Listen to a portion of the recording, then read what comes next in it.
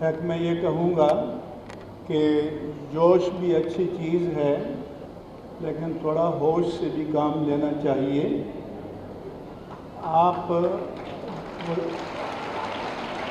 Time وقت ضائع نہ کریں۔ آپ وزیر اعظم آزاد کشمیر جب آئیں 5 منٹ آپ نعرے لگا لیں، لیکن کچھ سنیں بھی تو صحیح کہ ایشو کیا ہے، مسائل کیا ہیں۔ پہلی بات تو میں یہ کہنا چاہوں گا کہ جیسے کہا گیا کہ آرٹیکل 370 اور آرٹیکل 370A اور article 35 of the Indian constitution, اس کو ہم نے یا تحریک حریت کشمیر نے کبھی بھی اوون نہیں کیا، لیکن فار دا ٹائم بینگ یہ ایک چیک والو تھا کہ مقبوضہ جموں و کشمیر میں ڈیموگرافی یا آبادی کے تناسب کو مصنوعی طریقے سے بدلا نہ جا سکے۔ لہذا جب 5 اگست 2019 کو ان آرٹیکلز کو واپس لیا گیا تو انڈیا کے لیے یہ موقع پیدا ہو گیا کہ وہ مقبوضہ جموں و کشمیر کی آبادی کے تناسب کو مصنوعی طریقے سے بدل دے۔ یہ ایک عارضی مسئلہ ہے۔ دوسرا، کو جتنا کریڈٹ لینا چاہے لے، لیکن میری دیانتدارانہ رائے یہ ہے کہ مقبوضہ کشمیر کا مسئلہ دنیا میں ہائی لیول پر، بلکہ ہائیسٹ لیول پر پوری تاریخ میں اس لیے اجاگر ہوا کہ اس کے پیچھے وہاں کے لوگوں کی عزیمت ہے، استقامت ہے، قربانیاں ہیں، جذبہ ہے، حوصلہ ہے، اور میں اسے سلام پیش کرتا ہوں۔ اس کے بعد جناب وزیر کرتا ہوں، ہمارا آفیشل موقف یہ ہے کہ یہ جموں و کشمیر کے لوگوں کا انڈیجنس ایشو ہے، مسئلہ ہے، تو جن کا مسئلہ ہے ڈرائیونگ سیٹ پر ان کو ہونا چاہیے، اور ہمارا کام ہے اس کو سپورٹ کرنا، اس کی حمایت کرنا، اس کی تائید کرنا اور اس کو وسائل فراہم کرنا۔ لیکن اس وقت ڈرائیونگ سیٹ پر جو اصل متاثرین ہیں وہ نظر نہیں آ رہے۔ آفیشلی ہم کہتے ہیں کہ ہم اخلاقی حمایت کریں گے، سفارتی حمایت کریں گے اور پولیٹیکل حمایت کریں گے، تو پھر حمایت کرنے کا معنی یہ ہے کہ جس کی حمایت کریں گے وہ سامنے نظر آنا چاہیے۔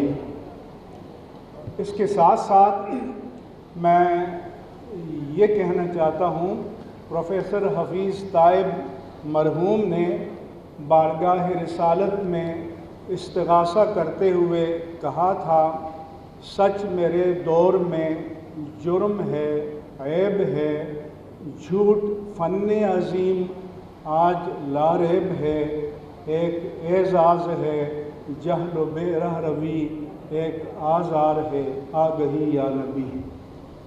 آج جس طرح سے ہم اس مسئلے کو اٹھا رہے ہیں وہ انسانی حقوق کے حوالے سے اٹھا رہے ہیں، اور جو اصل ایشو ہے وہ ایک طرح سے پس منظر میں جا رہا ہے۔ دوسری بات یہ ہے کہ دنیا میں کسی بڑی طاقت نے، چاہے امریکہ ہو، یورپین یونین ہو، یا رشیا ہو، یا اقوام متحدہ ہو، کسی نے کھل کر ہمارے موقف کی حمایت نہیں کی۔ کسی نے یہ بھی نہیں کہا کہ نریندر مودی انڈو کر دے اس اقدام کو جو اس نے 5 اگست کو لیا ہے۔ لہذا ہم فتح کے جشن تو منا رہے ہیں، لیکن کس چیز پر منا رہے ہیں یہ مجھے معلوم نہیں، کہ شاید وزیر اعظم آزاد کشمیر آئیں تو بہتر طور پر بتا سکیں گے۔ اس لیے آج دوسرا، ہمارے لبرل، بہت سے الٹرا لبرل کہ جو جہاد کے نام سے چھڑتے تھے میں نے پہلی مرتبہ ان سے سنا کہ اسٹرگل فار فریڈم کے بغیر اس مسئلے کا حل نہیں ہے، اور یہ بھی سنا کہ اسٹرگل فار فریڈم تو وہ لوگ کریں گے جو مبتلا ہیں، لیکن وسائل کون فراہم کرے گا، یہ بنیادی مسئلہ ہے۔ کیا افغانستان کے پہاڑوں میں آرڈیننس فیکٹری ہے؟ کیا حوثی جو راکٹ داغتے ہیں ان کے پاس آرڈیننس فیکٹری ہے؟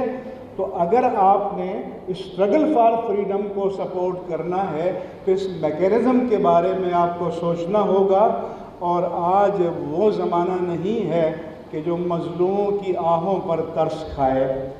آج تو مظلوموں کی آہوں کا لوگ جشن مناتے ہیں، اور انڈیا کی موجودہ قیادت وشوا ہندو پریشد، راشٹریہ سیوک سنگھ، بجرنگ دل اور جو جن سنگھ ہے اس کو انہیرٹ کر رہی ہے، لہذا اس سے گلہ کرنا بیکار ہے۔ گلہ تو اپنے آپ سے کرنا چاہیے کہ ہم نے اس کو کاؤنٹر کرنے کے لیے کیا کیا ہے۔ کیا آج اگر اس کرفیو اٹھ جائے تو مسئلہ حل ہو گیا ہے؟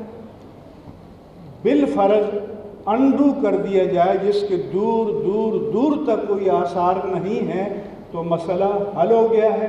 تو میں سمجھتا ہوں کہ اہل دانش کو بیٹھ کر اپنے اس مسئلے کی ترجیحات کا تعین کرنا چاہیے، اور اگر یہاں سے نعرے بازی سے فتح ہوتے تو میں اس لاہور میں تھا جب طالب علم تھا، اور موچی دروازے کے باہر جلسے ہوتے تھے اور لوگ نعرے لگاتے تھے تو مقرر کہتا تھا زور سے لگاؤ کہ دلی کا لال قلعہ ہل جائے، مگر دلی کا لال قلعہ ہلنا تو کیا، آدھا پاکستان ہم سے چلا گیا۔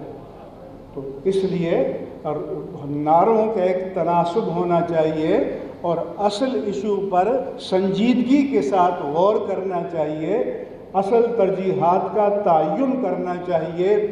کچھ سچ تو وہ ہے جو ہم شیشے کے گھر میں میڈیا کے لوگ کہتے ہیں کہ ہمیں اجازت نہیں ہے، مگر میں اپنی پوری دیانت سے کہتا ہوں کہ کچھ سچ وہ ہے جو ہم آپ کے سامنے اس لیے نہیں بیان کر پاتے کہ مایوسی نہ پھیل جائے، ورنہ حالات بہت ابتر ہیں، ناگفتہ بے ہیں، اور ایک اجتماعی کلیکٹیو وزڈم، سنجیدہ کوشش اور حکمت عملی کی ضرورت ہے۔ وما علی الا البلاغ۔